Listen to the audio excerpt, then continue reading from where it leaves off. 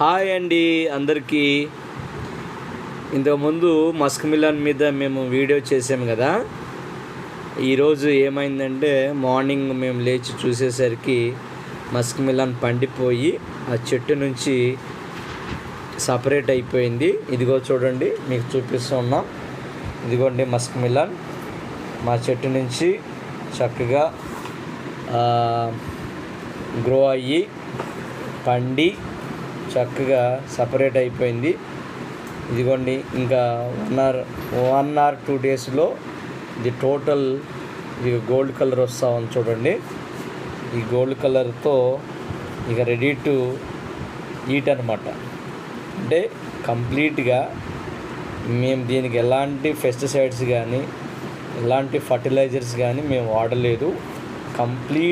కంప్లీట్గా organic food, ఇది organic fruit కదా. సరే, ఫస్ట్ టైం మేము కూడా ఫ్రూట్ చూసాం కానీ ప్లాంట్ అయితే చూడలేదు.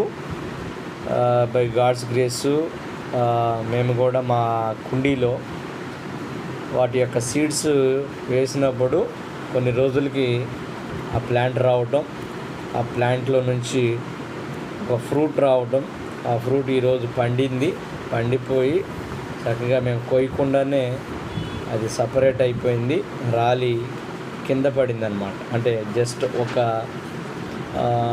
4 to 5 ఇంచెస్ హైట్లో ప్లాంట్ ఉంది.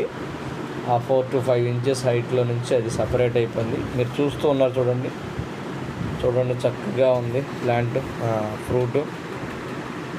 ఇంకా మా పిల్లలు ఇది కంప్లీట్గా ఇది గ్రీనిష్ చూశారు కదా, ఈ గ్రీనిష్ కూడా కంప్లీట్గా పోతే ఇక తర్వాత నెక్స్ట్ డే 1 or 2 డేస్లో ఇది తినడానికి రెడీగా ఉంది.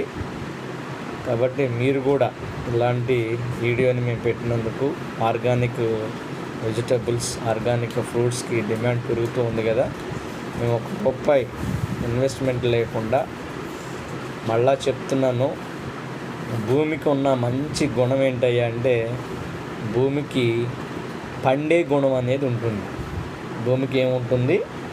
పండే లక్షణం ఉంటుంది. కాబట్టి భూమిలో మనం ఎలాంటి సీడ్స్ వేసినా కూడా ఆ సీడ్స్ అనేది భూమిలో పడినప్పుడు చక్కగా జర్మినేట్ అయ్యి ఒక కొత్త ప్లాంట్ అనేది రావడం, దాని నుంచి నంబర్ ఆఫ్ ఫ్రూట్స్ అనేది మనకి వస్తాయి.